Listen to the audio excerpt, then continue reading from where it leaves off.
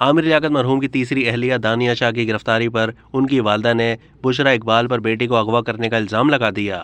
Cyber crime circle نے پنجاب کے علاقے لودھرا میں کارروائی کرتے ہوئے مرحوم MNA عامر لیاقت حسین کی تیسری اہلیہ کو گرفتار کر لیا۔ دانیہ شاہ کی والدہ سلمہ بیٹی کی گرفتاری پر بات کرتے ہوئے افدیدہ ہو گئیں اور عامر لیاقت کی پہلی سابقہ اہلیہ پر الزام لگاتے ہوئے کہا کہ بشرا ہی ہے جس نے سب کچھ کیا ہے، بشرا ہی ہے جس نے کیس کیا، بشرا نے ہی عامر لیاقت کو قتل کروایا اور اب میری بیٹی کو اغوا کروایا ہے۔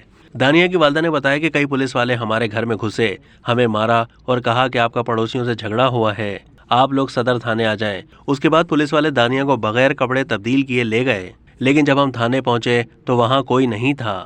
سلمہ بی بی کا مزید کہنا تھا کہ اس سے پہلے بھی بشرا سے ہمیں دھمکیاں ملی ہیں، لیکن ہم نے صبر کیا، ہمیں نہیں پتا تھا وہ ہم پر اتنا ظلم کرے گی، ہم نہیں جانتے تھے کہ وہ اتنی سنگ دل اور خطرناک ہوگی، ہمیں کچھ نہیں چاہیے، ہم معافی نامہ لکھنے کو بھی تیار ہیں۔